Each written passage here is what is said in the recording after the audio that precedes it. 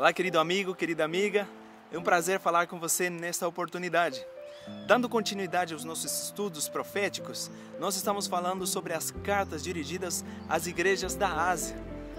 E aqui nós falaremos agora sobre a carta dirigida à igreja que se encontrava em Sardes ou Sardo. Segundo alguns pesquisadores, o período desta igreja começa no ano de 1517 e se estende até 1833. Segundo outros estudiosos, o ano começa em 1798 e se estende até 1833. No período anterior, falamos que foi a Idade Escura, a época onde era escuridão, trevas espirituais e trevas intelectuais. Uma época onde não houve descobertas de grande relevância para a sociedade. Agora, passamos à época onde surge a famosa Revolução Industrial, grandes avanços para a sociedade, para a humanidade. Mas, e a igreja? Como se encontrava nesse momento? Como Deus estava guiando o seu povo nessa ocasião? Nós temos aqui na mensagem, no capítulo 3, no versículo 5, a recompensa para esse período. Olha só.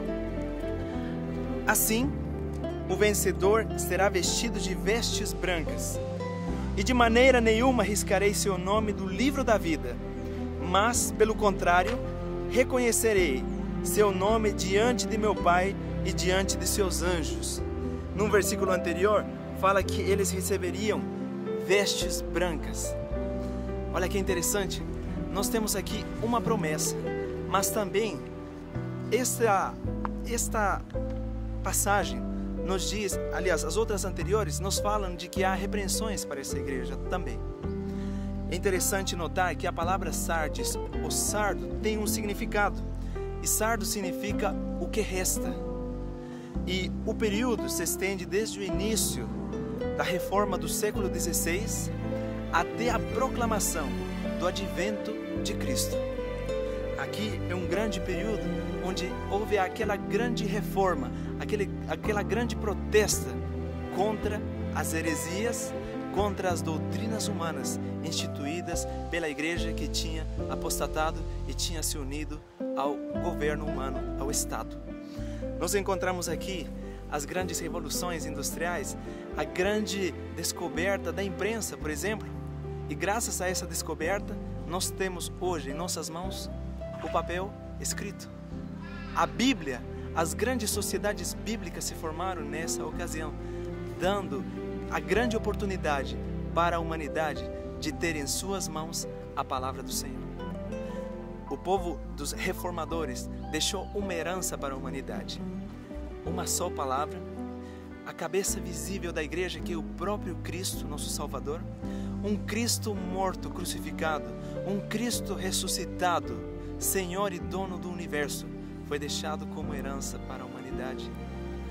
Nesta ocasião, o povo teve a grande oportunidade de conhecer pessoalmente o que está escrito na palavra de Deus. Mas a história se repete.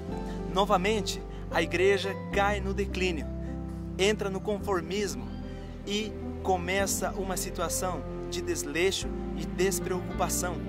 A mensagem a Sardes nos traz também essa repreensão: virei sobre ti como ladrão, se não vigiares. E também nos diz aqui que esse período também entrou num momento de esfriamento. A igreja perdeu o seu zelo e devoção e entrou na igreja o luxo e o orgulho. Olha que interessante, o mundanismo penetrou a igreja novamente. E aqui Deus diz a esta igreja, Apocalipse 3:1, tens nome de que vives e estás morto. Olha que interessante, tens nome de que vives e estás morto, por causa da condição, por causa do estado da igreja, aquela frieza espiritual novamente. Não havia mais perseguição, mas a igreja estava entrando em declínio novamente. E algo tinha que acontecer. O tempo do fim havia chegado. Querido amigo, querida amiga, Deus tem um propósito para as nossas vidas. Nós devemos fazer parte do povo que resta, do povo que Deus usa hoje para pregar a sua palavra, do remanescente fiel aos mandamentos, à sua palavra. Deus quer que nós sejamos praticantes em todo o tempo. Deus quer que você ouça, que leia, que usufrua das bênçãos de Deus, mas ao mesmo tempo que pratique e não seja somente mais um ouvinte. Que Deus nos ajude, que possamos tirar uma lição importante deste período, que Deus nos ajude a sermos parte desse povo remanescente fiel. Esse é o meu desejo para este dia e que Deus te abençoe. Me acompanhe agora a fazermos uma oração. Querido Pai Celestial, graças te damos pela Tua palavra. Obrigado, Senhor, porque Tu nos proteges em todo momento. Queremos te pedir que nos ajudes a entender as Tuas palavras proféticas, em nome de Jesus. Amém. E lembre-se, os céus e a terra passarão, mas a palavra do Senhor não mudará. A palavra